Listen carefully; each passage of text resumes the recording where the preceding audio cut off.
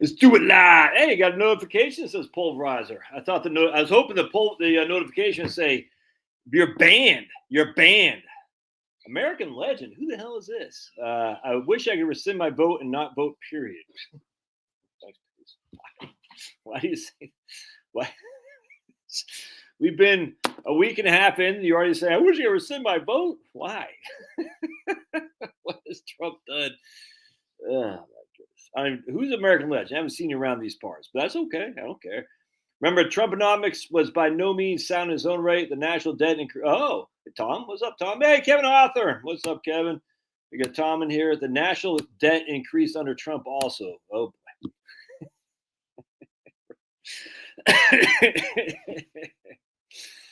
Oh, I bet American Legend's a big Reaganite. Reagan, man, he was a way to go. Reagan, dude, America, Reagan. Well, Lee, don't freaking count your blessings there yet, there, dog. Just because the WEP is on the past the House, we still gotta get Chucky Schumer to put it to a vote in the Senate. Bruce, que paso? So don't be freaking spending all your money yet. That's for sure. But by the way, I was getting ready to say something snarky. Now I forgot what I was going to say. What the hell was I getting ready to say? I forgot, man. Georgia's playing Tennessee later today at 7:30. Let's go, Georgia. Come on. I probably won't watch that game. Old Carl. Oh, boy. Dems love them some working men. Exactly. Don't they ever? They love them some working people. Yeah. Musk, doggy, commission tariffs and swamp drain. This is awesome. Did you? I was reading today that the just gotta show you this. This is freaking awesome. This is awesome. Hold on a second. All right, let's read this. I thought this was funny as hell. My man Vox Day. I can't freaking. Hold on a second. Hold on, everybody. That's crack. Oh, so big fan of Vox Day. Right there. And very interesting about the UK's aircraft carriers, by the way. Both of the Britain's aircraft carriers, which are said to serve as the backbone of the Royal Navy, would have major battlefield vulnerabilities in a potential conflict with a near peer adversary. All right, so the UK has 2 aircraft carriers. My man says, it's interesting that Russia still hasn't demonstrated its objections to British support and funding for Ukraine by sinking one of their white elephants. You know what I'm saying? The Russians could do that easily in the UK. Look, we are the backbone of NATO. So when NATO said, apparently this might not be true, but Trump better align with NATO or else we're going to kick him out or something like that. Screw NATO, dude. Anyway, so check this out. Yeah, Tyson. I didn't watch the fight. Any of y'all watched that fight last night? I did not watch it. If y'all watched that fight, I didn't. But my man said, one guy said, Netflix was buffering so much, I couldn't tell if Mike Tyson was fighting Jake Paul or Rand Paul. Oh, my goodness, that was so funny. I got to read this to you here. So we're going to go down here to Tyson. Form right there. Gaslighting. No childhood V is tested. It's 100% right. No childhood V is tested. We know that for a fact. And RFK is going to get in there and freaking and get it done 100%. There's RFK Jr. crushing. Let's see here. RFK Jr. to health. Yep, 100%. RFK on health, impressive. Very nice. Now put Ron Paul in charge of the Fed 100%. We're going to talk about the Fed here in just a second for sure. Just RFK, dude. Yeah, but he's so stupid. All right, whatever. I don't care, man. The vax. That's all. We got to get to the freaking bottom of the vaccines. That's all there is to it. Let's see. Here's the media.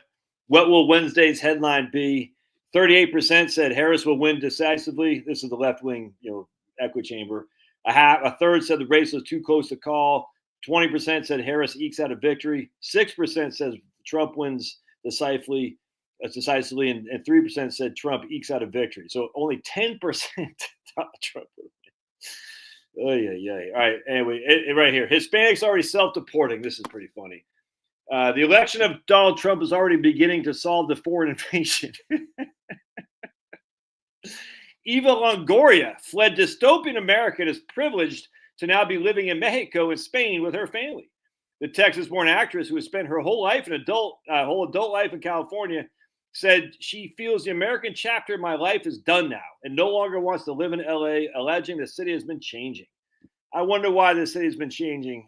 Maybe because your freaking state is so stupid they're allowing people to poop on the street and all that crap. It's not because of Trump. The Desperate Housewives actress who campaigned hard for Kamala fears that if Donald Trump keeps his promises, the U.S. will be a scary place. Yeah, okay. Now, it's funny. Further evidence that it takes more than geographic location to make a nation. A piece of paper does not make national citizenship, is not nationality. Let's see here. And for those who've been following along with our excerpts from the Cambridge medieval history, know the fact that a foreign invasion is initially peaceful, even for a generation or two, does not mean that it will not turn into the violent ethnic cleansing of the original inhabitants over time. And he quotes right here, with these disturbances in Spain is generally connected a great rising of the Celts in Britain and Gaul, which is directly against the advancing Teutonic tribes as well as against the Roman rule, in which the Gaulish district of Anarcha was especially concerned. Thus, as prepared in these provinces, the separation from the Roman government, which had lasted for centuries, and at the same time Teutonic rule superseded that of Romans in Spain. 100%, man. In fact, we're seeing that left and right. I don't know if you follow those stupid Maoists in New Zealand or whatever. Just these. I don't know if you follow this or not. You probably don't. But there's these idiots who are like, oh, New Zealand is so white supremacist, colonialism, and the New Zealand government has bent over backwards to appease the Maoists. I don't know that much about it. I just know it's stupid. And so now there's not enough. And of course, the Maoists murdered, slaughtered, enslaved, killed all the people that were in New Zealand before them. But for some reason, because only white colonists are like guilty of colonization, we all say, "Oh, we're sorry," do our land acknowledgments, all that. It's just so stupid, dude. There's nothing worse than a white liberal. Like, oh man, because the white liberals think if we just mollify these people, they'll leave us alone. It never works like that. You always have to say no. You shall not pass. You have to do that, or else you're going to be freaking thrown away. And we're seeing what's going on in the UK right now. 100%. There's a freaking newsletter, a journalist who is investigated for retweeting a tweet about making fun of somebody. It's like crazy. And apparently, there's been 1,500 arrests in the last year or two in the UK over non-criminal hate crimes or something. It's the whole thing so stupid. So what happens is you let a foreign occupier into your country, ultimately they're going to turn on you. That's all there is to it. And you got to stop it. And you stop it by saying, get the hell out of here. We love freaking people want to come here and crush, but we don't want just anyone coming here. That's for sure. Malcolm X had it right. There's nothing more dangerous than white liberal. 100%. Malcolm X was crushing. And that's why they killed him. Was it Elijah Muhammad? I don't know. Was it the CIA? I don't know. Who killed Martin Luther King? Was it that one guy, whoever it was? I don't know. Or was it the CIA? Did Jesse Jackson know about it? Wink, wink. Just throwing it out there. Did Jesse Jackson know what was going to happen to MLK? 100%. Just that simple. You're here illegally? Get the hell out of here, man. All right. So let's see what else we got here. Carl actually asked a serious question for once. We've been waiting for Carl to actually ask a serious question probably for 5 years. So this is a legend right here. The legend, or not legend, this is historic because Carl has never asked a serious question. So now here he is. So everybody take note and say, holy crap, the apocalypse is here. Are you saying using the same VTI, BND cash for your 401k Roth accounts when you're not going to touch them until much later? I'm conflicted with Craig Israelson's 25. I actually don't use BND. I use EDV, Carl. EDV is the Vanguard long-term government zero coupon bond fund, which is even more aggressive than BND.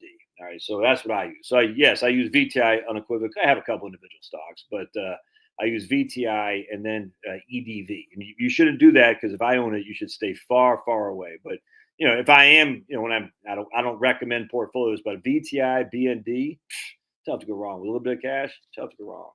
In fact, I'm just going to share with you something real quick. I want to show you guys this. This is crazy, man. I'm on the Trump train, and everybody hates me because I'm on the Trump train. All right, so I just want to show you something going back to Carl's thing right here. This is what we're using. I just want to show you right here. We got $1 million in a portfolio starting 1926. We're doing every single year from 1926. We're using 30-year rolling. I hate to use 30-year rolling things, but I just want to show you how well this works. All right, so we got 3 years. So $240,000 in T-bills, $760,000 in the S&P 500 we're starting with. We're starting with an 80% withdrawal rate, and we're taking 8% of the previous year's portfolio out each and every year. So if the portfolio went down, we take out less than 80,000 because we take out 8% of the previous year's portfolio. The portfolio went up, we take out more than 80,000 because we take out 8% of the previous year's portfolio. All right, so we're starting with 240 in cash, 760 in the S&P 500. This is all hindsight, I grant you. Don't freaking hang your hat on this, but I find it interesting. Inherently, you can't run out of money if you're taking a percentage of the previous years. It's impossible to run out of money. So don't be all like, oh, I never ran out of money, but it still never ran out of money. But you can see we had right here at the end of in 1955, our $80,000 adjusted every year with 8% of the previous value grew to $132,000 is what we were spending at the end of 30 years. We had withdrawn $2.1 million, and we still had a portfolio balance of $1.52 million. All right, so at the end, can you all see that? Let me just double check you can see that. Yeah. So at the end of, what? Why are you always growling McGee here? At the end of 30 years, if we started in 1926, our last year expenses was $132, significantly higher than our starting, which is $80,000. All right, we took out 1.5. We left 1.5 million, and we had 2.1 million we withdrew. Now, if we did the 4% rule, right, this is what we would have had. We would have drawn 1.27 million out as opposed to 2.1 million out. So basically 900,000 less. Our expenses using 4% adjusted each and every year with for inflation. Our expenses at the end of 30 years was only $61,000. We were taking out less than half of what we were taking out using my 8% rule. And we left 7 times as much, I guess. We left. So if you want to have a big legacy, you do the 4% rule adjusted with inflation for sure. They left $9 million. You took out $900,000 less, and you're only spending $61,000 in year 30 compared to $132 in year 30. And that it just goes on like that each and every year. It's incredible. So that's, if you ask me, it's tough to beat that. So the whole thing about the 4% rule is like, dude, the 4% rule, what it does is secure assets for your heirs. And if that's what you want to do, then buy a life insurance policy, man. Especially if you're married, a second die life insurance policy.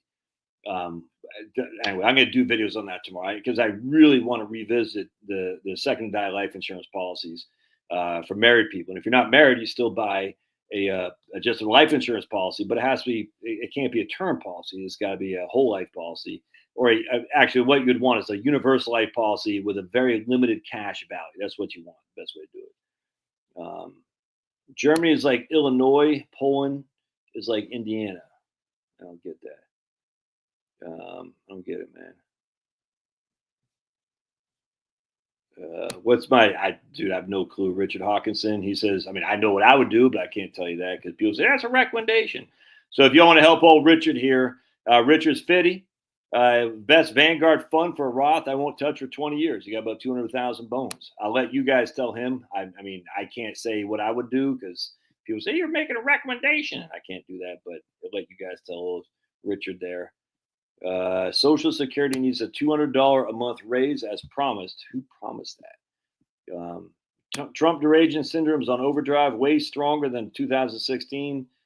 Yeah, I don't know if it's. You think? I don't think so, man. I think because he won the popular vote, people have come to the conclusion that they're the minority. It's fantastic. There you go. Look at my man Travy. Just put your money Viola. Yeah, I can't. That's man. Travy, ow, dude. Yep, Travy gets it. Richard and this guy get it. Travis gets it. Yeah, no arguments with me there, brothers. What do you think of BBTLX? Yeah, it's a Vanguard long-term bond fund. I'm cool with it, 100%. What? What? That's why I'm there's nothing wrong with saying you've recalculated. That's why I'm a former Republican. I don't even know what that means. Come on, man. Paul, let's try to make sense. Even your namesake is very sensible in the Bible, all right? I mean, at least try to be like your namesake. Now, I have challenges with Paul, but he writes very fluently and brilliantly. There's just no other way around it. So try to use some of Paul's writing in the Bible to make sense so we can understand what you're talking about, because no one knows what that means. Social Security should have been pulled under, dude. Yeah, I mean, we hear all these woulda, shoulda, coulda, and my man Andy Biggs, who we've interviewed a number of times here, was in charge of that, and there's no political will to do that. And I'm glad, because all these people say, oh, they would have had like my man Travi here. The market would have done so much better with Social Security. We don't know that. We just don't. We have no clue at all. So anyway, all right, yeah, we're gonna talk about this right here. Right here. Hey, Bruce Snyder's here. The Kansas State coach. Remember old Bruce Snyder from Kansas State? Here's my man. We're gonna talk about right there. We're gonna talk about that. Run on sent, brother. Yeah, dude. I'm telling you, I'm still giddy, man. Let's say prayers, shall we? Let's say prayers for our incoming administration. Heavenly Father, please just look after Donald Trump and his administration. Please guide them. We ask that you just guide them to follow your word wherever you take them, to make this country secure, to get us to be more faithful to you. We pray for Joe Biden and a safe transition to he served his country the best way he thought he could. We pray for Nancy Pelosi, Kamala Harris, all those in the competing political realm. We pray for them to serve their country the best way they could. And we pray for citizens to come together, at least unite under the idea that America is still America. It's still the best place. It's still the hill, the city on the hill, the glorious place where everyone wants to live. We just pray for the safety and the continued prosperity of America, knowing that only through loving you and following your instructions can we keep this. We pray in Jesus' name, amen. Yeah, dude, totally, man.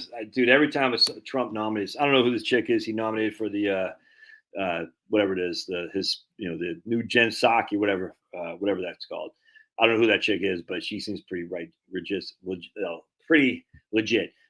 Somebody had posted a thing on Twitter, our Pete versus their Pete, and our Pete Hegseth. He's just freaking tough. He's a good-looking guy. He's got "We the People" tattoo there, and apparently some white supremacist tattoo. And it just looks freaking fantastic. And then you got their Pete, what's his name, Buttigieg, or whatever the hell his name is, and just as fruity as a day as long. Is fantastic.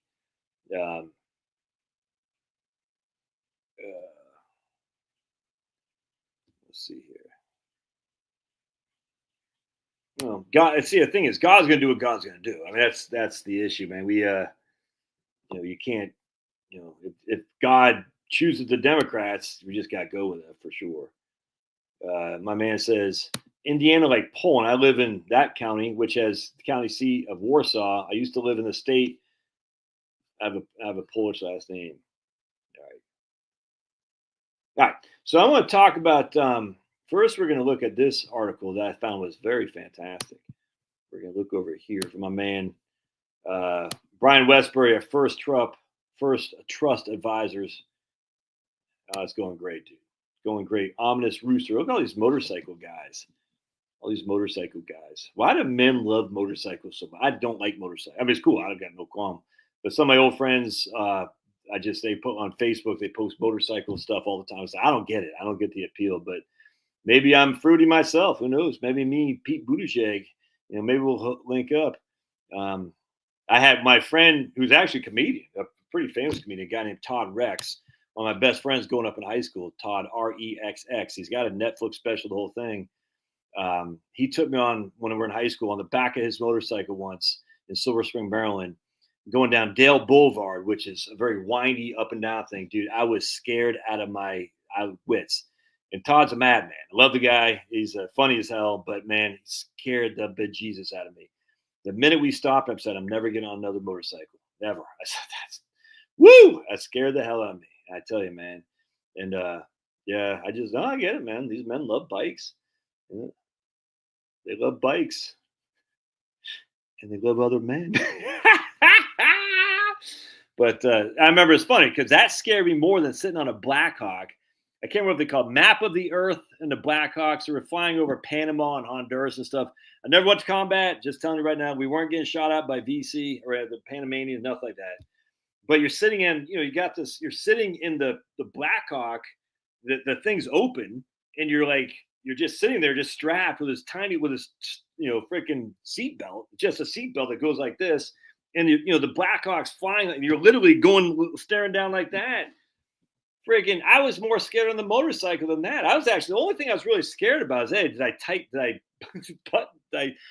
button my seatbelt correct? Because I'm like, dude, you're literally the only thing holding you in is your freaking seatbelt. You're like, and you had to do your own seatbelt, not like a carny. Like, holy crap, dude, that scared me. But then I was like, whatever you do, don't have an M60 machine gunner. So I had this big M6, it's a pretty heavy thing, and it's just. I was like, don't drop it. Don't drop it. I was like, don't drop it. I was more scared of losing my rifle than I was of falling out. But I was even more scared of the motorcycle. I'll never forget that. You're like, dude, you're sitting in this Black Hawk and you're going, I don't know how fast you're going. And you don't know who the guy's flying. It might be a 25-year-old chief warrant officer. It's 3 a.m. You have no idea. You're in Honduras and Panama and never mind being in, stateside. And you're just like, and you got this big, and you're like, oh, dude, crazy. Can I explain how a tips ladder works? Hey, Marie here? I didn't see Marie. Is Marie up here? Where's Marie? There she is. I love bicycles. Does that count? Yes, ma'am, it does. Yes, it does, Marie. You are with the cool kids if you like bicycles and bikes of any sort. After the motorcycle. Yeah, my wife, we had a friend whose brother, back when he lived in Virginia, whose brother died in a Black Hawk accident in Fort Drum, probably 10 years, 15 years after I got out. Sad, man. Just crazy. I mean, it's crazy how many training casualties there are in the military. A lot of people don't recognize a lot of training casualties. A lot of, soldiers die in training. Sad.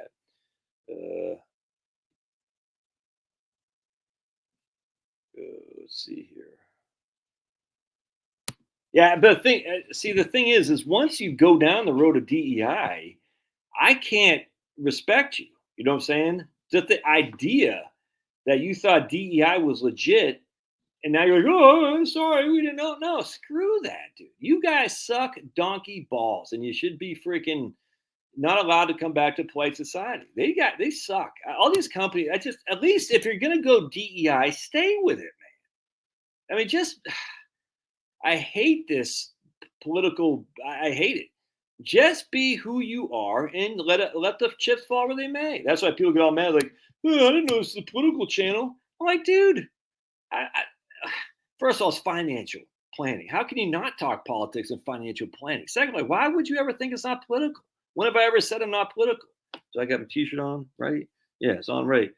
Crazy. All right, so a tip ladder just says basically I'm buying, we'll just say $40,000 of a inflation protected security, and then you say, okay, it'll mature year 1, and I'll buy another 40,000, mature year 2, another 40,000, mature year 3, and so on and so on. And so for a fact you're keeping up with inflation as those tips mature. So if you have a 3% inflation rate, the next tip will mature at 40,000 times 3% was at 41,200 or something like that. So you say, okay, my spending from that tip as it matures will equal to what the CPI has grown. That's completely reasonable. I mean, it's literally it's a foolproof strategy to make sure you don't run out of money. The issue, of course, is that going to the 4% rule, all this is that you're not spending enough on the front end. I cannot stress this enough. We don't want you to freaking be a pauper so you can die with $9 million, like the example I showed. Like I was just talking to this guy today, legend, guy's crushing, and he's like, dude, he's like 55 or something like that. He's done great. He's like, dude, I don't want to freaking spend $1 million when I'm 88 years old. I'm going to go crazy now. We're saying crazy in a smart way.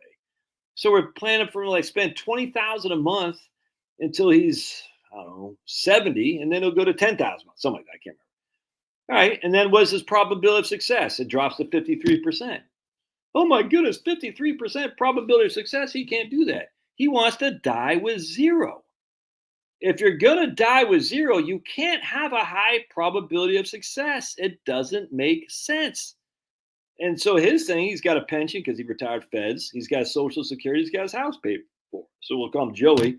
I said, Joey, at the end of the day, you're going to have, I don't know, $60,000 a year from your pension and Social Security, plus a house paid for. And you'll be 88 years old. You can tell me you can't get by on that? Of course he can. Oh, but you ran out of money. But you didn't run out of money. You ran out of investments, but you didn't run out of money. You still got Social Security and pension kicking in and a house that's paid for. It's crazy. Crazy. So let's go freaking have some fun while you're young and dumb and full of something else, and you can enjoy it. Crazy. What's up, Dan? I saw Miguel in here too. Wow. That's pretty fruity loops there. Mountain bikes and Subarus. Oh boy. Josh would crap his pants riding the Mae Hong Song loop in Thailand. 734. You get car sick. Yeah, I'm never going to Thailand. After the 5th, my stress level decreased. Yep. You shouldn't be following any sports. Then. Tyson got, Tyson. That's good. Good for him. Yeah, it probably is a tips ladder calculator.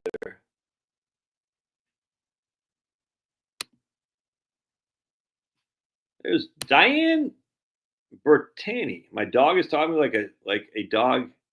Him talking dog. MicroStrategy with the Bitcoin stuff. Yeah, I'm not a fan. Not a fan. But you can be. I just think it's funny. People think lots of Subarus in Washington and New Hampshire and Connecticut, where all the fruity toots live. Actually, look, man, people love Subarus. That's fine. That's fine. I just think at the end of the day, people see the growth of Bitcoin and what is it, not 90,000 now? I mean, so think about this. So it went from, I don't know. I mean, I'm used to listen to Jack Spurko talk about Bitcoin back in like 2014 from the Survivor podcast.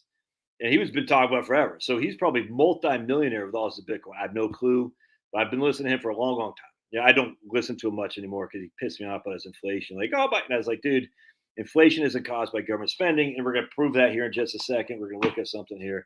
I mean, it can be, but the terms of what we are doing relative to inflation is not the cause. And he ripped into me like, whoa, they would take financial advice from you. I was like, oh, dude. And I probably do the same to other people that don't care.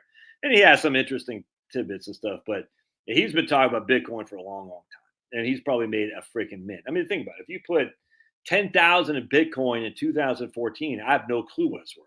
It'd be like buying Apple in 1997 or Amazon in 1999 or Apple in 1980, I guess. Either way, but still, at the end of the day, that the insanity of the growth on that is insane. But unfortunately, all these people are going to look at, because there's investors can be kind of stupid, and say, oh, Bitcoin did that. It could do that again. And just kind of like the same thing with the bonds, how high they went up in terms of the interest rates and how much they got crushed. For that to happen again, interest rates would have to go from like 5, I can't remember what it is, it's like 5 to 20% or something like that. I can't remember, in 1 year. It's just not going to happen.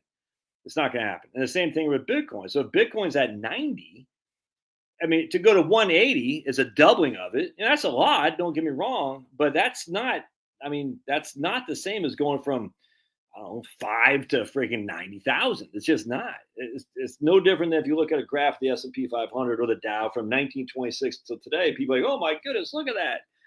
You gotta log it, first of all, and then secondly, you gotta say, okay, but so all the gains have kind of happened. Now that doesn't mean it can't have more gains, but the exponential gains it's had. I mean, literally, Bitcoin would have to go to, I don't even know, 10 million or something like that to get the same kind of gains it had over the last 15 years. I think it's silly. I just think it's silly. The Bitcoin will never be a currency. And the whole thing's dumb. And so the only thing is that Bitcoin is a store of value.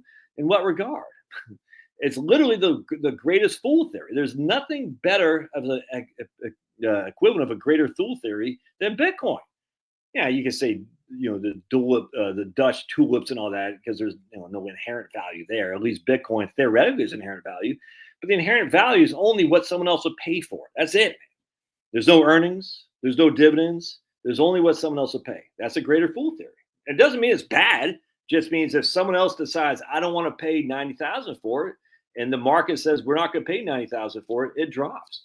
At least with stocks, you have earnings and you have dividends. That's the nice thing about dividend stocks, is you have dividends. Now, stocks are still subject to the greater fool theory, but you can actually increase your shares by what? By reinvesting your dividends. And on top of that, because your company is actually producing something of value. I went to Costco yesterday, spent $200 like I always do. I'm walking out, just Costco here, just take my money. Whatever you want, here's my money. You know what I'm saying? Bitcoin doesn't do that. And people can buy it, I get it, but the idea is a store value is just dumb. The idea is going to be a currency is just dumb. It's a pure speculative bet. Speculative bet. Nothing wrong with that. I just hate the Bitcoin bros that say, no, man, it's it's going to replace $1. They don't say that as much anymore because they recognize how stupid that is. That's just dumb. The dollar is going to crash as the dollar keeps growing in value. The dollar is growing in value relative to other currencies. It's not even debatable. And the whole thing is just stupid. So it's not going to replace $1. And by the way, do you think literally do people actually think the federal government would allow a competing transaction currency to replace what the federal government controls? No, come on. Stupid. And then it's a store value. What do you say? A store value. Like, yeah, dude, preppers love Bitcoin. Preppers love it. It's the weirdest thing to me. They think it's weird. And they love that guy. I don't get the big, they want that one guy. I can't remember the one guy's name. They want Trump to pardon him. And like, look, he has to appeal to the Gen Z boomers or Gen Z bros. I get it. Anyway, there's a guy who's in jail for something. And, if you actually read a little bit, you're like, I don't think I like that guy. I'm not sure he should be in jail necessarily, but it's like, I don't think this guy's a hero. These guys are claiming. I can't remember the guy's name. But you know what I'm talking about. Yeah, exactly. Right here. 100%. Too many people in Bitcoin for quick returns. And so the reason why too many people are now getting it is because it's an ETF now. And so inherently it allows people to get in. And we know what happens when people get in too fast. We just know what's going to happen. So at the end of the day, there's going to be a massive run up in Bitcoin because they open an ETF for it. And at some point, people are going to take their gains. When that happens, the greater fool theory runs. It lives. Yeah, dude's crazy, Scott. Every single time I went in there for a couple of things, I walk out with $200 every single time. No, it wasn't Julian Assange. It's a guy. It wasn't Julian Assange. It's another guy. Everyone loves the Bitcoin bros. Love this guy. It wasn't him either. I don't know. I'm not sure it is. Well, let's hope Trump does pardon some criminals, the January 6th criminals, because they're not really criminals. I cannot lie. I did not coach at Kansas State. That was Bill Snyder. That's what it was. But I did tell some football players next door, as my brother said, better be quieter next. Oh, my God, that is funny. That is funny. The Fed said they aren't in a hurry to lower rates since consumer pricing ticked up a bit. Also, Trump will accelerate the economy. I have 5 books out, and I'm working on my next, which is taking a lot longer than I thought. Lots of Lily Lint liquor. Anyway, so going back to MicroStrategy, my understanding is MicroStrategy had a ton of Bitcoin. I just sold some gold, hit it right before it pulled back. It's not Julian. Who's that guy's name, dude? The guy they wanted to pardon. I can't remember. I don't know if Trump can pardon himself. I'm not sure how that works. Hopefully it does, just to stick it to the left. How awesome would that be? All right, so I was going to say something else about that. What the hell's that guy's name? I'm just not a fan of Bitcoin. Look, I'm not a fan of any speculation, frankly. Wouldn't that guy's name read? The guy, I got to look. I'm not going to. All right, so I want to read you this right here a little bit. Oh, are we boring you, Finnegan? Are you being bored? Finnegan's like, oh, Finnegan's all bored over there. Let's see. All right. Mandate for change. All right here. This is my man Brian Westbury over at First Trust Advisors.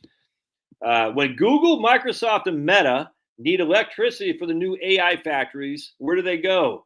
Nuclear power, which the government has ignored 100%. So on our live stream the other day, we talk about nuclear power investing, and I can't remember the ticker. I think it was NL. I'm not look. Do not invest because I'm saying this. MLR, NLR, something like that is one of the ticklers specific ticklers. The ticker is specific to nuclear power generation. Now, was it okay? You guys, now I have to find the guy's name. Not the Bitcoin guy. The who should Trump pardon first? Is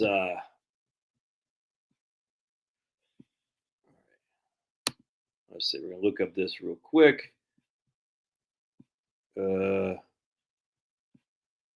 Ross Ulbricht, that's his name. Ross Ulbricht, whoever the hell that guy is. He was sentenced in 2016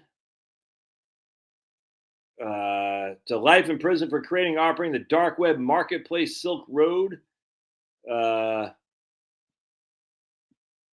I can't remember the whole story behind him, but the guy was kind of creepy to me. I can't remember what his I can't remember off the top of my head, but there's something going on. I didn't like that.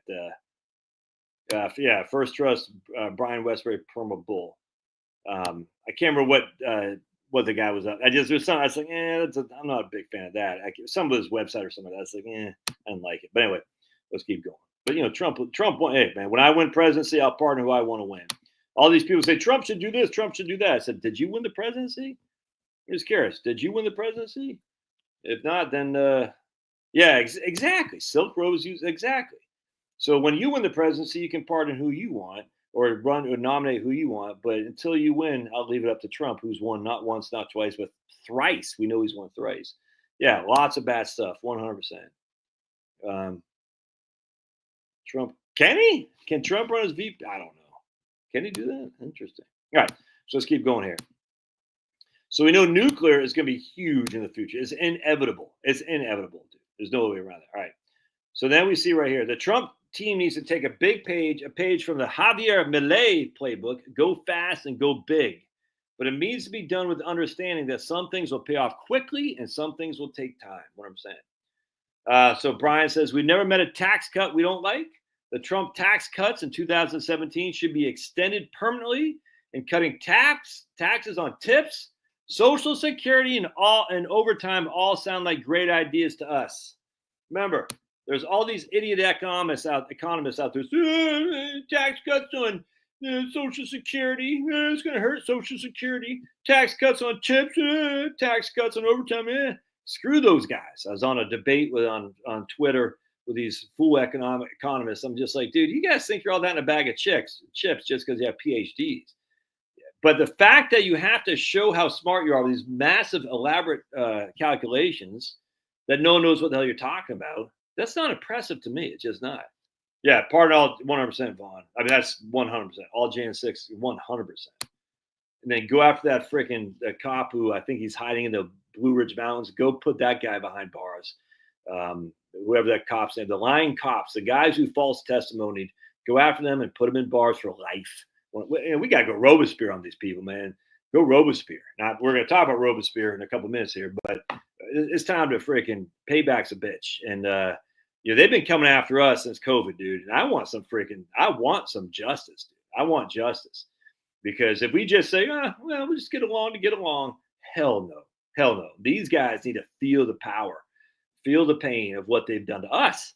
Again, we got a guy in our town here that my kids know, a young guy, nice young guy. His parents are great.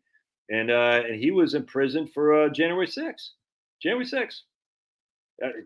Good guy. He's a January 6th free. I'm not sure if I don't know the circumstance where he's at anymore. But they can all freaking pipe down and kiss my ass, pound sand, if you ask me. I want justice. All those clowns who freaking set that crap up in January 6th, those guys, you know what I'm talking about. They need to freaking go, and they need to go like freaking Count of Monte Cristo. Send them to, remember, you ever seen, the book is hard to read. The movie's fantastic. The one with Jim Caviezel. Dude, have y'all ever watched that movie, Count of Monte Cristo?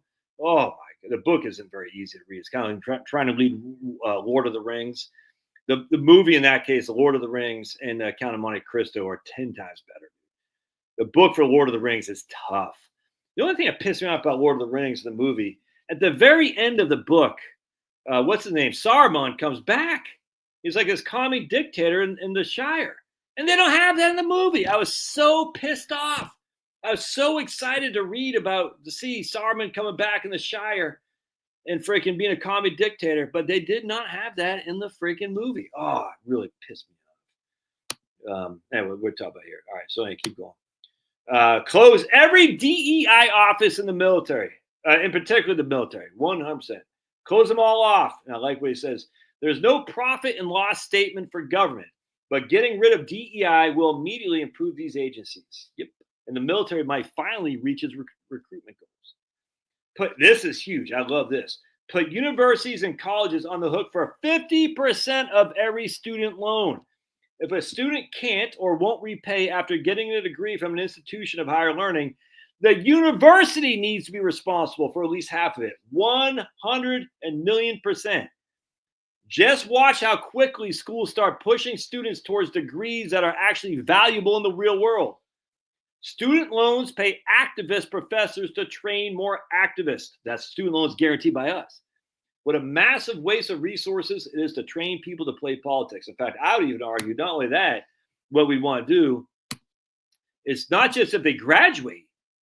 We say if a kid's going to your school and you give him a loan and he's failing to be able to pay that money back, the school who advanced that loan is on the hook for half. You don't need to make it 100% because there's going to be some risk. You're going to have some, single moms are going to go to school and they're going to drop out. And we'd hate for the schools to pull the funding for that 100%. But we're going to say you're going to be on the hook for half. If you have all these people who can't graduate, we don't want them just graduating into crappy jobs. We want them to, if they don't graduate, the school is on the hook for 50%. I think it's freaking huge, man. Huge. If he gets that done, I'd be freaking. All right, so I don't know what's going on with Diane here, but she keeps talking about dogs. I love dogs, Diane, but we get it. Your dog is going crazy. Some universities have billions in their budgets. Exactly. Well, you already got your MA in lesbian dance theory, Carl. We already know you did from Vassar. Carl went to Vassar. All right, let's keep going. So this, oops, 1 second, because Carl said, I'm going to Vassar. All right. Build a wall, close the border, deport criminals, but also create a system for making legal immigration easier. I would say no. Let's not make legal immigration easier. We have enough immigration right now. Let's just say we're going to take a break from immigration, 100%. We're going to take a timeout, just a timeout. Make certain that new immigrants get a job and are not allowed to sign up for welfare or any government handouts for 5 years. I completely agree with that. In America's great immigration of the late 1800s and early 1900s, we put our arms around people and said, welcome to America, good luck. We did not say, welcome to America, here's a check. 100%. Could not agree with that more. Right here. Right, this is huge. Asset managers, Vanguard, BlackRock, Fidelity, should not be able to vote shares in the companies their clients actually own. Huge. Every single time they have these proxy votes, you and I don't matter, but if you combine all the votes the asset managers have, they're voting proxies for us. These guys control the world, the Vanguards, BlackRocks, and whatnot, and State Street. Centralized power in the hands of asset managers should not be able to be used to bully other companies into behaving in a way only a few people think is appropriate. Give voting power back to the actual owners of the shares, decentralize, and put the days of ESG behind us. 100%. The U.S. should make every attempt to take spending back to 2007 levels. Check this out, if we want a balanced budget, if the U.S. froze spending for 7 years, not even declined it, just froze it, the budget would be balanced. In other words, the U.S. could put in place a process, but we actually could see surpluses in 2031, which will be necessary because it's just about the time Social Security starts running red ink. We're not saying cut, we're saying no increase in spending. I do 100% agree. The Federal Reserve has a classic bureaucratic mission creep problem. For example, The Federal Reserve Board of Chicago has a community development department that highlights child care and lead water pipes on its website. The Fed needs to stop the activism. Moreover, the Federal Reserve, because it's moved to abundant reserves, is losing about $100 billion a year. The Federal Reserve is losing $100 billion a year. So how does it pay its employees? Well, it's borrowing money from the Treasury. And to do this, it uses an absurd accounting gimmick called deferred asset. Basically a promise that they're going to make profits in the future. The Congress never approved this. It's crazy. There's a potential court case here using the Loper decision, which is the repeal of the Chevron, as its basis. The Treasury should not be paying for Fed losses. In the UK, the same issues occurred with the Bank of England, but the UK counts its loss and the resulting spending as part of its deficit. That is the right way to do it, but accounting gimmicks in the US hides this from the public and from Congress, 100%. If the Federal Reserve can't pay its employees, then the Federal Reserve needs to freaking go. Tariffs. Again, all these economists, tariffs are inflationary. Tariffs. China is fair game. It doesn't respect intellectual property rights, human rights, or fair trade. China in the developed world category now is in the developed world category now. No need to support it with beneficial trade agreements. But we need to be careful on broad-based tariffs. Yes, we can produce many things in the U.S., but not overnight. I agree with that. And we can never produce French Bordeaux, so why make people who like it pay more? Well, again, is that true? The division of labor makes everyone more productive, and sometimes that crosses borders. I generally agree with that. But at the end of the day, again, these are economists saying that in of itself, tariffs are not the evil things they are. Hey, Harry, what's up, man? What's up? DJT trying to utilize recess points to all counter circumvent. Yep, 100%. So college tuition would just double overnight to cover the potential losses. Well, okay, but how can you say that, pulverizer? How can you say that? The reason I say how can you say it is because the government has been backing student loans since Hillary Clinton was in office with a bill back in 1990s. And college tuition has jumped enormously since then. Before the government backing, college tuition didn't rise that much. So pulverizers are going to say that, if we put the colleges on the hook for backing their student loans, they're going to increase the price of college. And yet the exact opposite of what's happened in the past. The minute the government got involved in backing the loans, all of a sudden, the price of tuition shot up, well higher than the price of inflation. Before government was doing that, the tuition didn't jump up that much. Very interesting. Just like healthcare. The minute government gets involved in healthcare, the prices go up. 100%, man. The minute government gets involved in building homes, the prices go up. It's just all there is to it. So pulverizer was wrong here. Balanced budget does not. Debt's never going to be paid down. Pulverizer, you know this. You're never going to pay down the debt, but at least we can stop adding to it for sure. So come on, pulverizer, man. Oh, boy. Should have banned him years ago, but I refused, and now I feel guilty if I banned him now. Should have banned pulverizer when I first started doing my YouTube channel, but I was sympathetic. Pulverizer emailed me in tearful, say, "I'll take your dogs for a walk." 100%, man. It's always the same. Anytime government gets involved, the prices go up. It's just inevitable. And that's the same thing happened with college. So at the end of the day, but I mean, I think in some ways you could say there's, but I think there's some legitimacy to what pulverizer is saying. It's not necessarily on tuition hikes. I think it's going to be on more selective student enrollment. That's not a bad thing. We don't need everybody going to college. We don't. In fact, my son just got in Auburn last night, so he's pretty stoked. He got in Auburn. And Auburn's a pretty good school. It's relatively cheap, not as cheap as going to UGA. I'm not sure he'll get into UGA, but we'll see. But we don't need everybody going to college, man. That's just a fact. We especially don't need a bunch of young men going to college. And it looks like young men are getting that loud and clear because they're saying, screw you, college, which I freaking think is great. All right, let's read this next one here. So this is what Breitbart suggests on how the Trumpster can minimize inflation right here. All right, Trump's critics often argue that his immigration policies would be inflationary. The idea here is that expanding the labor supply holds back wages, which then depresses consumer spending, which leads to lower inflation. So let me just explain that. You have more people working, right? Then the employees have less bargaining for higher wages. All right, so if you have 5 people competing for 10 jobs, guess what? the employee has no bargaining rights. If you have 5 people competing for 2 jobs, or whatever, 5 people competing for 10 jobs, the employee has bargaining rights. If you have 5 people competing for 2 jobs, the employee has none. So what he's saying is what the economists would say is we have a whole bunch of people competing for work that keeps wages low because the employees have no negotiating rights. And I thought the Democrats were the pro-union guys. And so that's what the idea is. All right, let's keep going. Just keep that in mind. All right. All right. Then we go up here. Of course, international wage suppression by expanding the labor supply is a pretty miserable way to fight inflation. Exactly.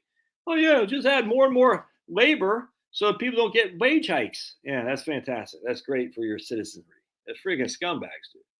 But it's also not effective. In the first place, there's almost no empirical evidence to back up the claim that restrictions on immigration increase the rate of inflation. Even the idea that wage rates are a major driver of inflation is controversial. Unless the wage gains are driven by fiscal expansion, government spending, accommodative monetary supply policy, lowering the interest rates, the effect of wages on inflation is likely to be small. Mostly the wage gains redistribute wealth and demand through the economy, but do not necessarily push up prices on a sustained basis. I cannot agree with that, and we see it 100%. The idea that immigration restrictions increases inflation, you have to argue what happened. Did it happen in the 1920s? Recent history certainly does not support that, or did it? Did it? I mean, come on, because we had restricting immigration from 1920s to 1960s until Ted Kennedy got his way. Was there mass inflation? No. Recent history certainly does not support that idea of high levels of migration hold back inflation. During the first Trump administration, immigration ran about 1 million arrivals per year. There is no noticeable increase in inflation. During Biden's presidency, immigration soared above 2 million, reaching at least 2.6, instead holding back inflation. This was accompanied by the worst inflation in 40 years. So we had massive immigration on top of massive inflation.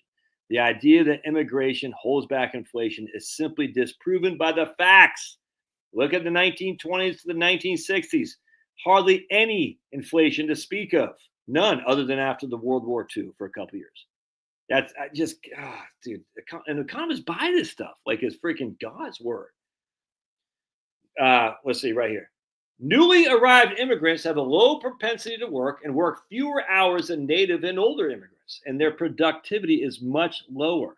But they still require housing, food, clothing, transportation, and other forms of comforts of American life.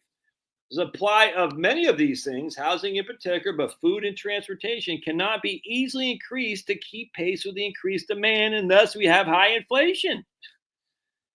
Oh, right here's my favorite one. And then, of course, there are tariffs. Despite the misleading claims of economists, tariffs are not inflationary. They are not inflationary. At their worst, they might lead to a one-time increase in the prices of some items, like what Brian Westbury is talking about, whatever that French wine is. But those increases are likely to be offset by falling prices for other items as consumer demand shifts to accommodate the next situation. And since tariffs are likely to result in a strengthening of the U.S. dollar, the import purchasing power of U.S. consumers could actually strengthen. In other words, tariffs might lead to lower prices. Oh, we have evidence of that. We have evidence of tariffs leading to lower prices. How do we know this? Why, we could look at our book right here, The Depression of the 1890s.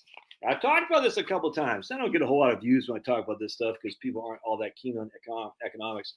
The Depression of the 1890s, the McKinley Tariff Act, 1890. What happened after that? Mass inflation? No, the exact opposite. Then we also have what? Smoot-Hawley Tariff Act in 1930. What happened after that in the 1930s? Mass inflation? No, the exact opposite. Can we say the McKinley Act led to deflation and depression? Can we say the Smoot-Hawley Act led to deflation and depression? No, but you certainly can't say it led to inflation because it did not. There's no inflation after these major tariffs were passed. None. Why do economists fall? Then so people say, oh, but the dollar. So we're going to read this for a second here. Fiat money from France. Well, the dollar, Josh, they're printing money like it's going out of business. That's going to lead to inflation.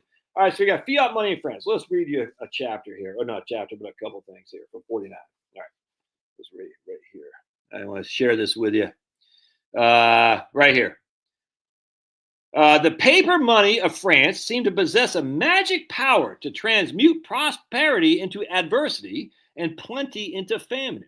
All right, so basically the paper money, because they're printing money like it's going out of style, it made France, what was previously prosperous and previously had abundance, into famine and adversity.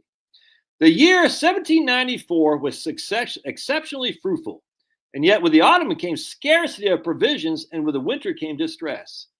The reason is perfectly simple. The sequences in that whole history are absolutely logical. First, the legislature had inflated the currency and raised prices enormously. Right? We're going to talk about that because you're going to say, oh, Josh, that proves you wrong. I can tell you.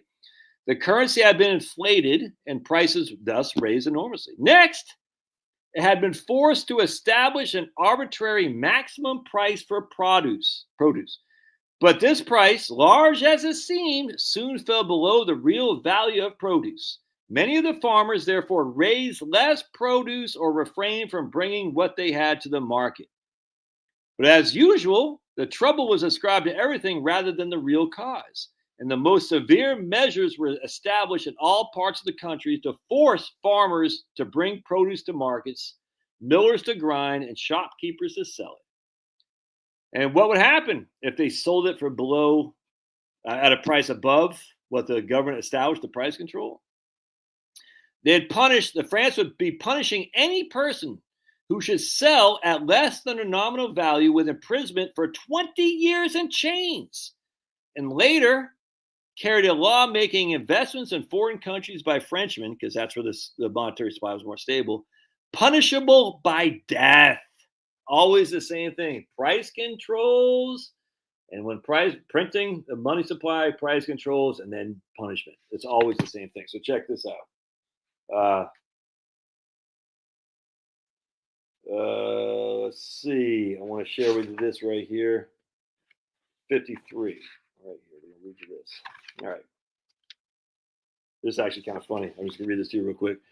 The system in finance was accompanied by a system in politics no less startling, and each system tended to aggravate the other. The wild radicals, having sent to the guillotine, first of all, the royalists, and then all the next Republicans they can entrap, the various factions began sending each other to the guillotine. Herbetrists, Dantonists, and the various factions and groups, and finally the Robespierrists followed each other in rapid succession. Kind of funny. They were all killing each other in the guillotine. Hey, Jill, price control is our bad stuff, 100%. Price control is evil. Complaints are made that the array of engravers and printers, so here's the people who are printing the money, the complaints are made that the people printing the money could not meet the demand for their dollar. Asinauts. I don't know if I'm pronouncing it right because I'm not French, because I like ladies, but asinauts, I guess I pronounce it. They could not meet the amount of printing, that they didn't have enough paper to print the money was on. That they could produce only from 60 to 70, they could only produce 60 to 70 millions per day, and that the government was spending 80 to 90 millions per day. 4,000 millions of francs were issued during 1 month, and a little later 3,000 millions, and a little later 4,000 millions, until they've been put forth over 35,000 millions of francs. All right, you're going to say, well, that's a lot. All right, but then right here, a year later, there had been over 45,000 millions of francs. All right, check this out. And then he started burning them. I want to show you something here real quick, because we go down to 65. This is not anything like we have right here. Out of inflation of prices grew a speculating class. In the complete uncertainty as a future, all business became a game of chance. Growth of stock jobbers and speculators. Interesting. Instead of satisfaction with legitimate profits came a passion for inordinate gains.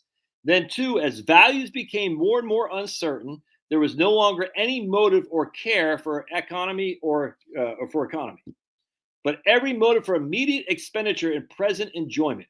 So came upon the nation the obliteration of thrift. And this mania for yielding to present enjoyment rather than providing for future comfort were the seeds of new growths of wretchedness, luxury, senseless, and extravagant. Faith and moral considerations and not even good impulses yield to general distrust. National honor was thought a fiction cherished only by hypocrites, and patriotism was eaten out by cynicism. But I want to share with you that how much they were actually printing. Did I have this written down someplace? They were printing more money than I'm not going to find the graph. There's a graph in here. If I can find it. It's crazy what they're doing in France, how much they're printing. Yeah, they wanted to execute shopkeepers. Isn't that crazy? Like, if the shopkeepers sold for more than was the price controls, they want them to be sent to the guillotine. It's such a good book. I'm not going to be able to find it, but they were printing. There's a graph there, how much they're printing. Damn, I can't find it. I could have sworn there was. Anyway, they were printing like, it went from, shoot. The amount of money they were printing was freaking off the charts, man. It was insane. I can't find that graph. There's a graph there. I could have sworn there was. Hold on, I'm going to find it. Because it's crazy how much they're printing. And we're talking increases of like 1,000% month over month. Oh, right here. There it was. No, that's not the graph. That's a graph, not the one I was looking for. But I'll give you an example. A bushel of flour in 1790 cost 40 cents. A bushel of flour in 1795 cost $45. $45. A bushel of oats in 1790 cost 18 cents. A bushel of oats in 1795 cost $10. A cartload of wood went from $4 to $500. A bushel of coal, 7 cents to $2. I mean, it's crazy, because they're printing off so much money. It was insane how much they're printing. I thought there's a graph that showed exactly how much they're printing. They do talk about it. I'm just not able to find it very quickly. Oh, right here. Oh, we were talking about that. Anyway, I'm not going to find it. Oh, man. Wish I could. Anyway, so they were printing money like it was insane. And you're sitting there thinking, well, the U.S. dollar is doing it. No, we're not doing anywhere near that. The U.S. dollar isn't coming anywhere near. It's not even close. They were doubling the amount of currency going in the market, like on a monthly basis, like a doubling of a doubling of a doubling. It was. I'm just using that for example. It was insane. So inflation inherently isn't caused by tariffs. We know that for a fact because history shows us that. Just a fact, at least in the United States. Inflation can be caused by fiat money supply, but you have to do it to the extent that France was doing it, and all these other stupid countries, Venezuela, Venezuela, Zimbabwe, we're not doing anywhere near that. Not. So all these idiots who say, well, Trump's going to bring back mass inflation by restricting immigration and increasing tariffs, just show me the evidence of that. But, my PhD dissertation shows with all these various charts and stuff. I want to see the real world evidence. They're economists. Take your econometrics and shove it up your big fat behind. Let's see the actual data on inflation being caused by tariffs. Again, we have the McKinley Tariff Act in 1890. And this book right here is written in 1959 and then updated in 1970. And we see the exact opposite. We see a mass depression. We have the Smoot-Hawley Act. We don't see inflation. We see a mass depression. Were these things led to the depression? I would say inflation, or I would say that's more likely a tariff would lead to a depression than a tariff would lead to inflation. Now, here's the interesting thing that Breitbart talks about too, by the way. They talk about that the Republicans right here. One reason to expect a lower inflation under Trump and a Republican Congress is that these politicians are well aware that high inflation was at the heart of the turn against the Democrats in this year's election. It's clear that voters dislike inflation even more than they like low unemployment or even a supposedly growing economy. So politicians seeking to hold on to power should be expected to be wary of adopting inflationary policies. And the problem is these politicians are going to say, we need to not have tariffs, or economists, because tariffs are inflationary.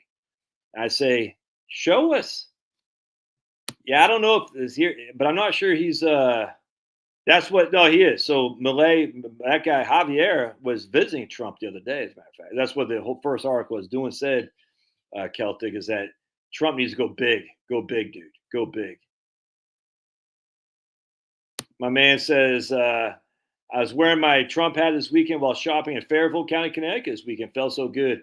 Man, Nick Johnson. I got to show you Nick Johnson. Oh, dude, you love this. If you guys are Celtics from, Fruity, Connecticut, looks like the family guys from Fruity, Connecticut.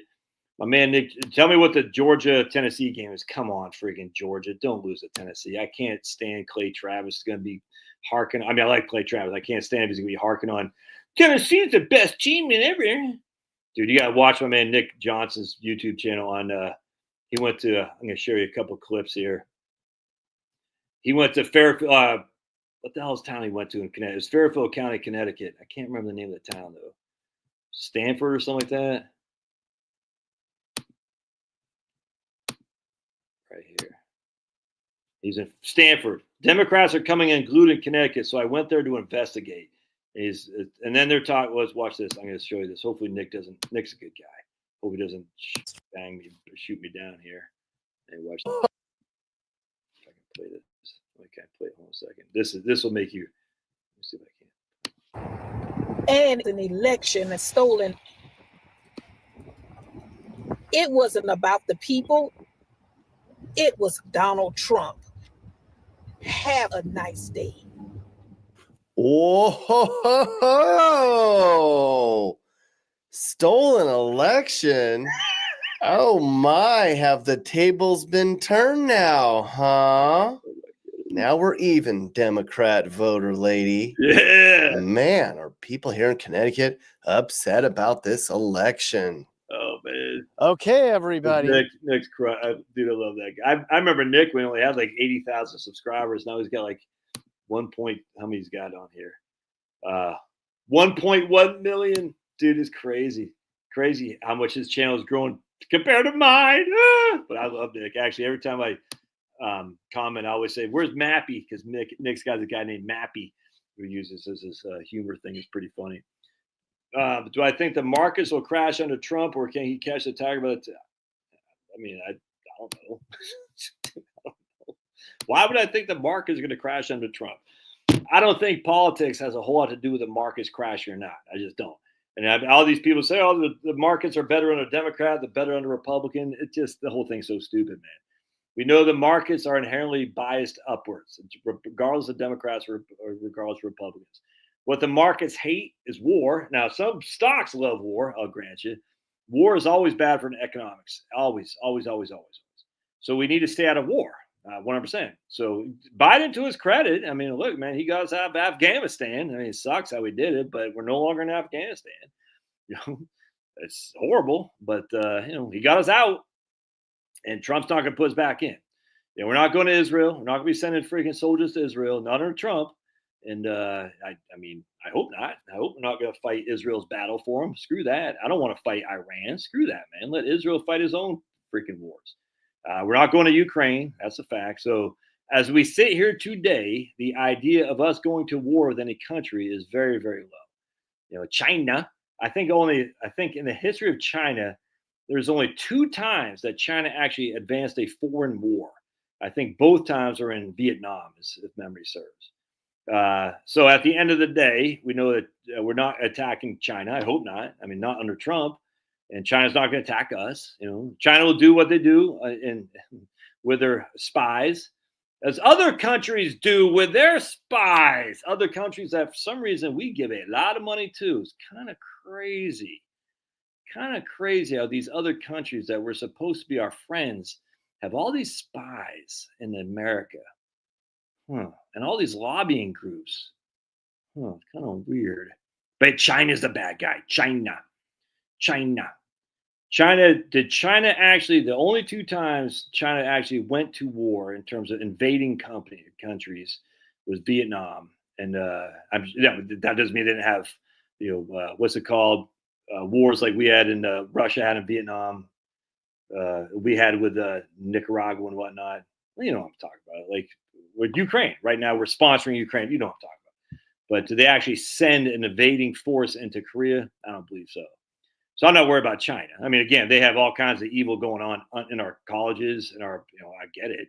Freaking, what's that guy's name? Adam Schmidt or no. Who's a clown who had the Chinese honeypot? Proxy wars, exact right. Yep.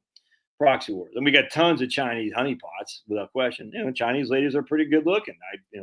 So you got to be careful. Russia was involved in Afghanistan. Yep. Russia invaded Afghanistan. And just like us, they took it on the chin, 100%. And we should never invade it. Now we know. I mean, look, Swalwell, that's what it was. Eric Swalwell, yeah, with his Chinese honeypot.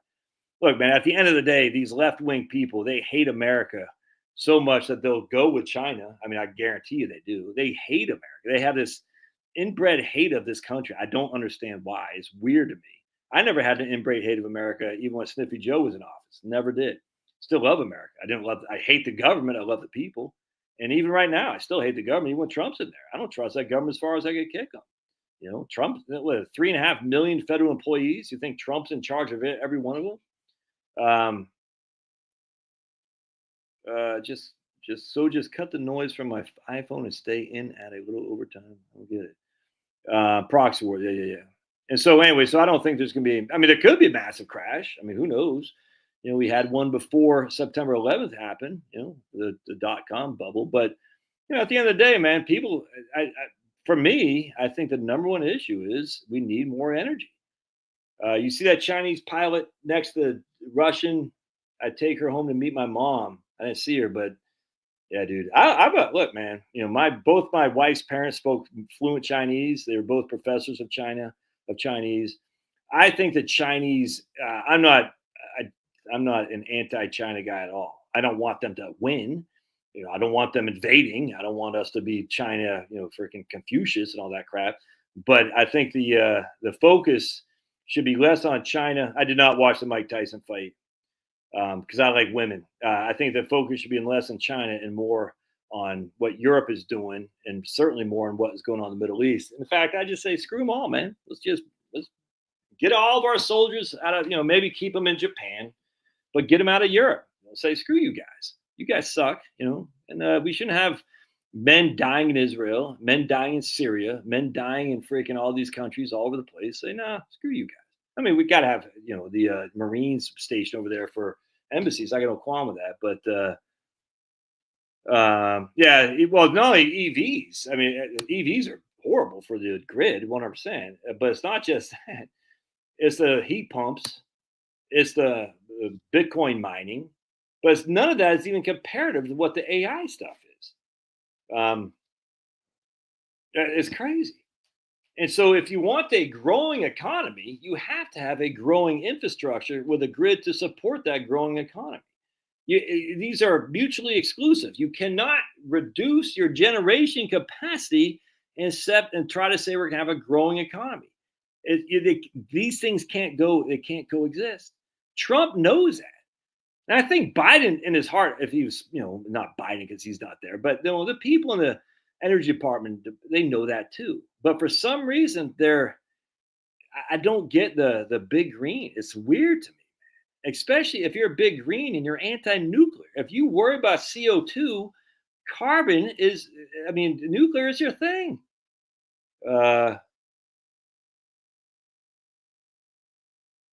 Yeah, I think American, 100%, dude.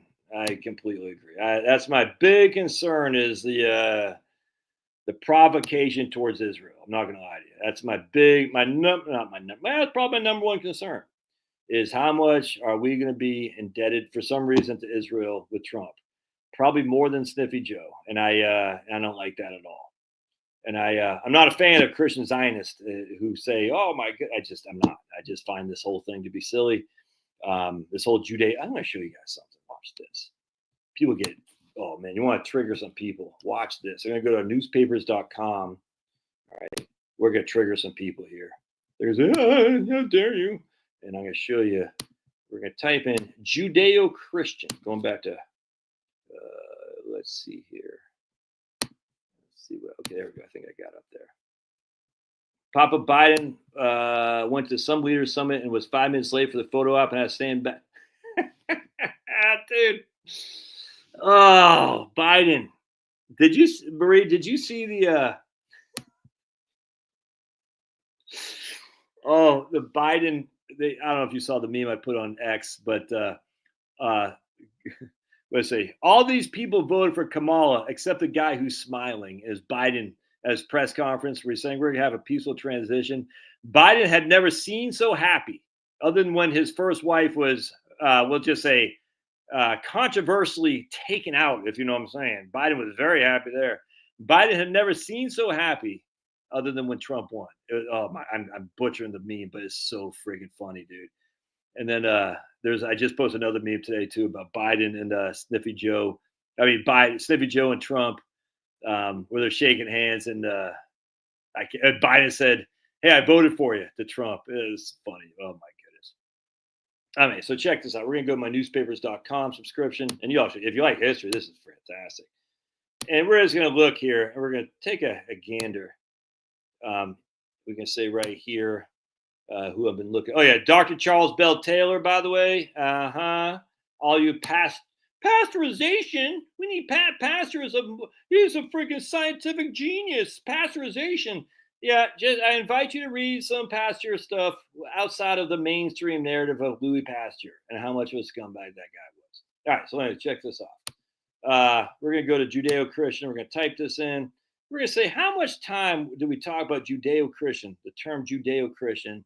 And we're just going to go back to dates, and we're going to show, oh, wow, that's kind of weird. That's kind of weird. We have one instance of Judeo-Christian in 1873, in 1900, 2, 1, 1. Whoa, wait a second. Well, wait a second. Why in 1947 it starts jumping up? What caused that to start jumping up? That's kind of weird. In 1947, it really started jumping up. Why? Why all of a sudden the Judeo-Christian terminology come to be right around 1950 or so? Anyone want to take a guess? I'll let you figure that one out. Anyway, so let's just see what the old Judeo, there's one in 1873. All right, what's this from here? Let's take a look, shall we? It is from the Examiner right here. And we're going to see right here. Right here. And this is from, I'm not going to be able to read the whole thing. This is the only one in 1873 that said Judeo-Christian. A century and a half later, we find them joint heroes of romance recording the defeat of Simon Magus, and then, and since the type of all false apostles, but originally it is impossible to doubt a Judeo-Christian character of St. Paul himself. The church and Peter were great gainers by the accommodation wrought out by the author of the Acts of the Apostles. The only sufferer was St. Paul himself. Now, the interesting thing is, the Examiner, if memory serves, and I'm not going to know if I can remember this or not, I'm not going to be able to do that. Hold on a second. Let's go back. The only time we had Judeo-Christian reference, right here, is in the Jewish newspapers. Isn't that very interesting? So here's one Jewish newspaper right here. It's this guy right here. The adulterous Arabs received from them biblical and rabbinical traditions and remodeled their genealogical legends according to the text of Genesis. Hereunto was added at a later period the preaching of a Judeo-Christian sects, which are strengthened by a newly arising orthodoxy. Muhammad, at the schools of the Jews, the Judeo-Christians, becomes the founder of the Islam, whose dogmas are Jewish dogmas, narrowed in intelligence, and whose methodology is essentially rabbinical and Judeo-Christian.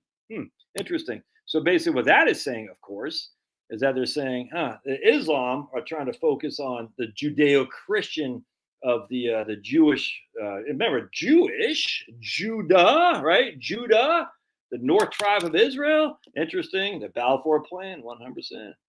Oh, 100%. WW connection, World War II connections, political pressures and favors, maybe. Anyway, the point being is there's no Judeo-Christian terminology at all until the founding of Israel. That's just a fact. And yet somehow we support Israel as if it's freaking like it's crazy. I don't understand. And we see the horrors that Israel is bringing on Palestine.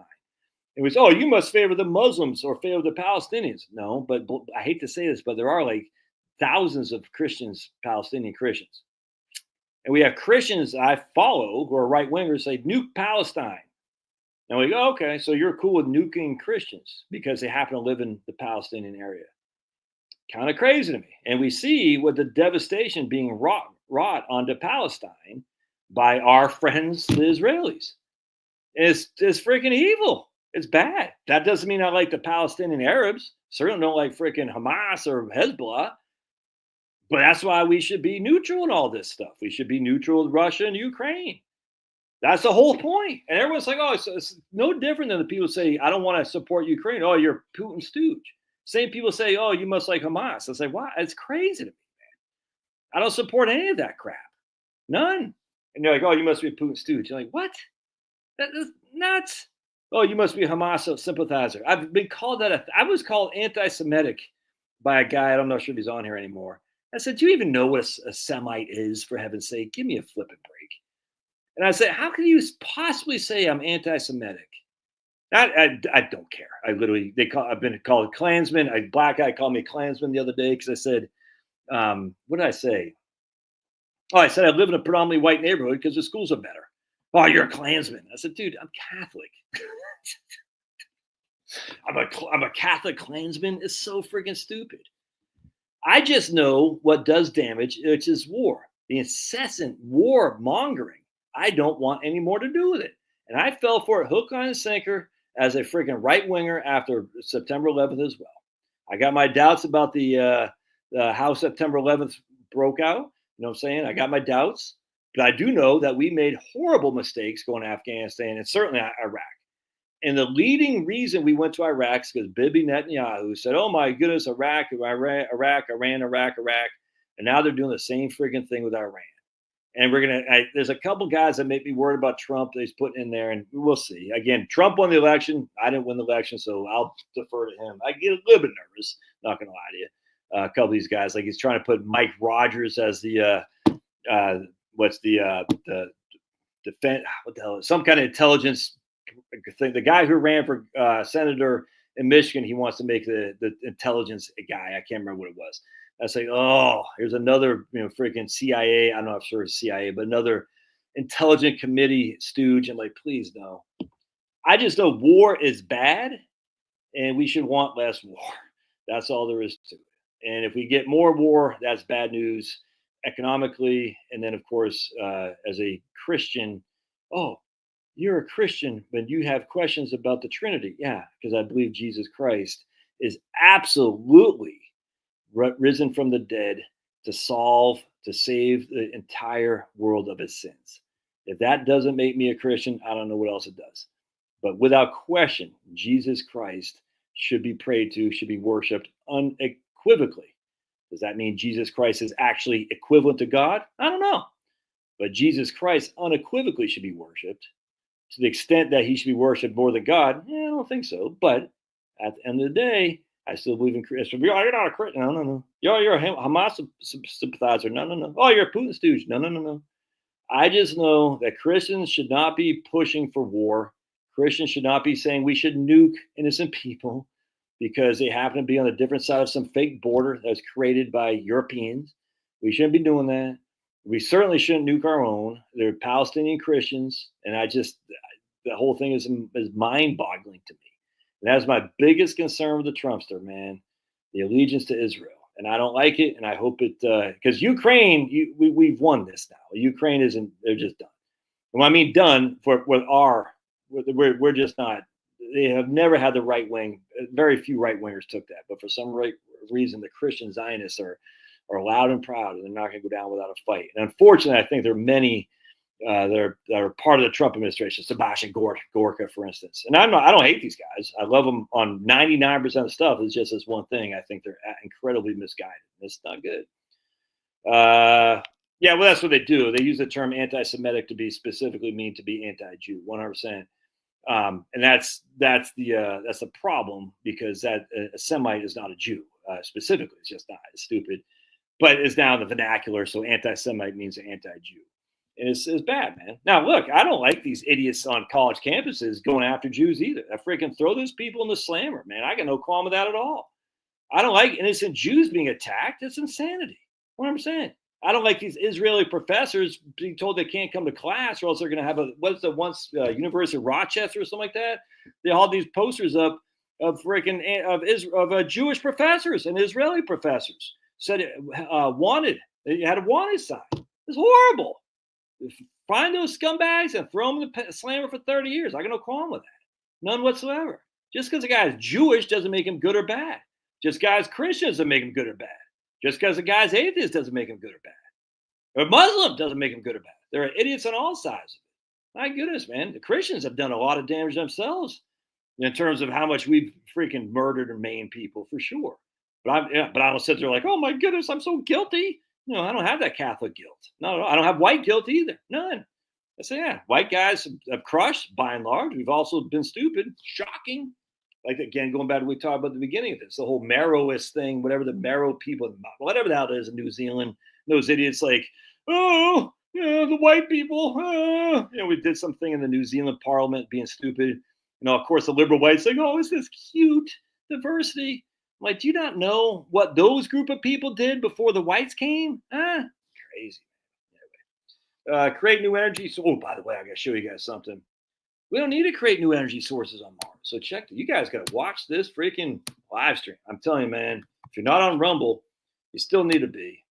Elon Musk took Trump to task a little bit for his Secretary of the Treasury. He goes, wouldn't we want this one guy who took Rumble public to be the Secretary of Treasury, opposed to this other guy that Trump seems to support to be the Secretary of Treasury? I'm not sure the whole, again, I default to Trump. Man. Trump knows what he's doing. But I thought it's pretty interesting. So the guy who took Rumble public is one of the two guys in place to be potentially Trump's Secretary of Treasury. And apparently the guy on the outside looking in is the guy who took Rumble public, which allowed us to have free speech. Anyway, so we'll see. But let me show you that you guys, you want to talk. Let's see here. You got to watch my man's channel here. And this guy, he interviewed this nuclear physicist. I'm going to see if I can't interview this guy, by the way, because this guy crushes right here. Kevin Hickerson. All right.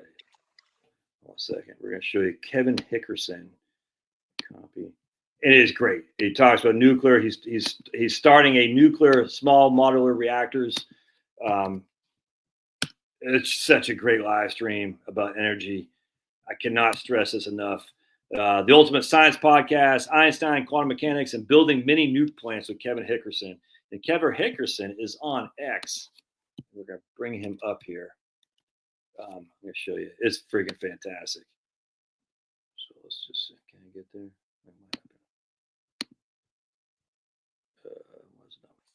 Right here. So here's Kevin Hickerson.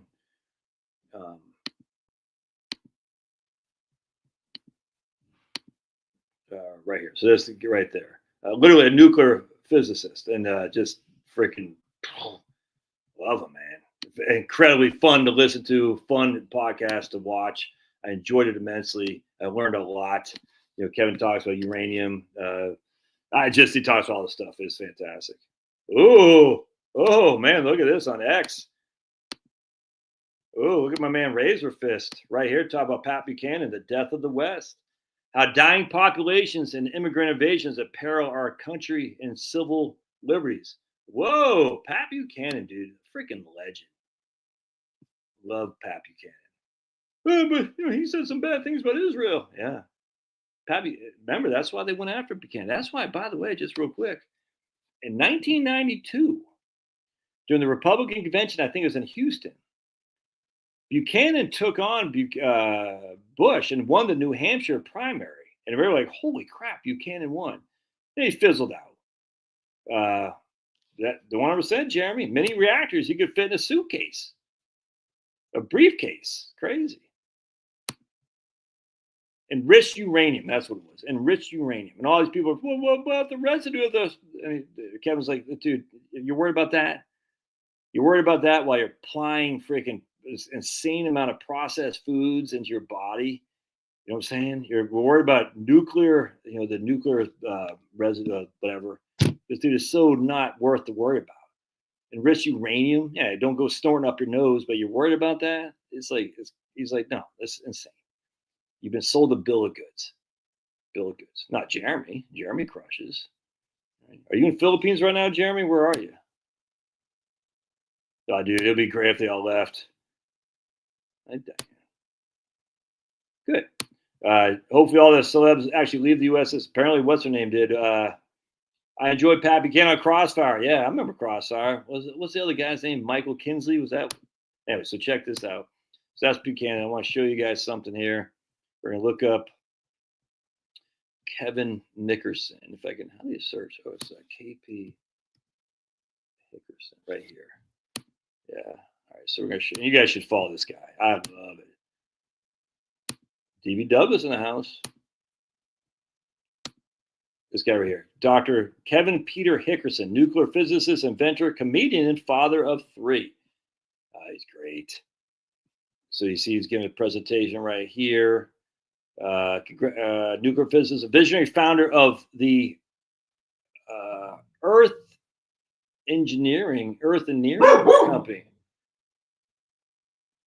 The Earth Engineering Company is pioneering a groundbreaking approach to sustainability by transferring biowaste into carbon neutral fuel through advanced nuclear technology.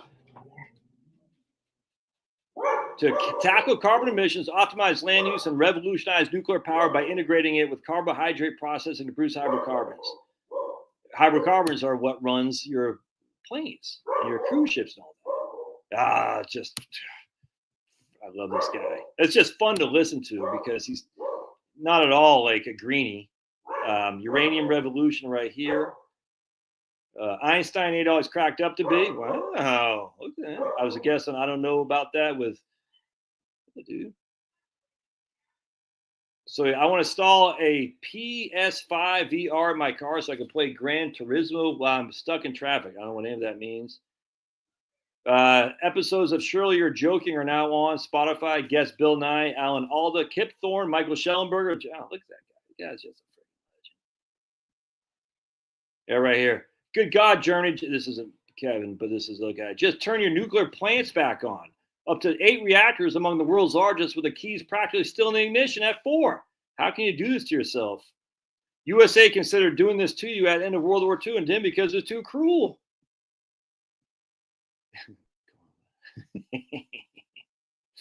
That's funny. What the hell's a kilometer? I was on a great podcast talking about my life's work, testing, measuring, and trying to understand the fundamental laws of nature through some. Anyway, it's just great.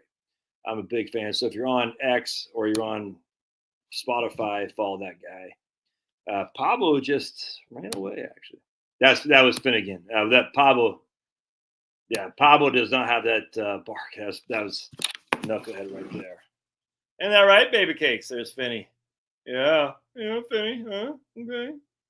Yeah, okay. All right. Jeremy says he was in Philippines from September 24th to 21st of October. Back now working. Cybersecurity is not easy work. 100%, dude. Yeah. Anyway. All right, my friends. That's all I got. So, my encourage you for is to say, tell these freaking inflation warmongers, Trump's going to bring inflation because of tariffs. Just say, McKinley Tariff Act of 1890. Jeremy, you're freaking about this close to getting banned. Jeremy, you're this close to getting banned. This is absolutely, come here, Pablo. We're going to rub it into Jeremy's face. This is absolutely unacceptable for a homeboy from Maine. Jeremy, you just really ticking me off. Look, Pablo, get that Jeremy. Get him, Pablo. Get that Jeremy. We don't play nicely with Jeremy. Dogs don't do it for me. Here he is. Pablo's got a nuclear reactor in his butt. That's how bad it stinks. Exactly. Everyone throw eggs at Jeremy. If you ever see Jeremy going by, just throw eggs at him. I think Tucker was on Crossfire, but I think by then it lost his mojo. because you never say anything about dogs, pulverizer. It's a GoFundMe for his team. Make dogs great again. Exactly. Marie, if you're on your bicycle and going near Jeremy, just freaking kick dirt on him. Unless an animal's in a cage, turtle, I don't want any of the animals in my house. You ever look in a mirror there, guy? I think you're the biggest animal in your house there is. Hey, 100% science. Live longer when you have dogs. Dude, they just make you happy, Jeremy. I mean, look at this guy. It just makes you happy. Make dogs great. I mean, my goodness. Cat guy. I bet Jeremy wears pink at night. He goes to the cybersecurity office, all his his army uniform, all looking like a tough guy. Then he transitions out to wear like a pink dress and like pink high heels and say, "Oh, hi everybody, it's me, Jeremy."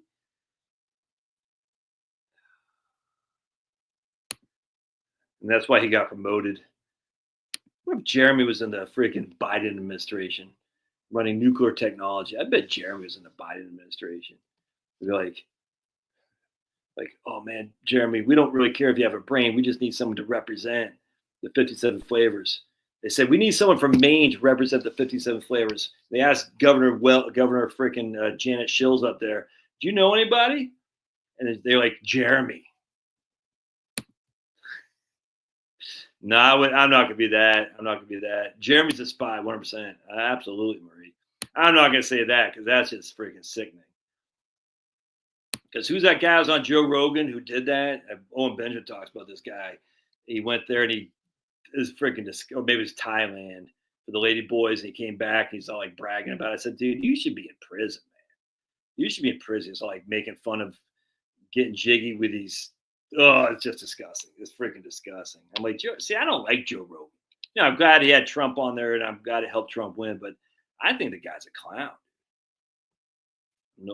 Well, I got a Georgia license. I'm still a Mainer.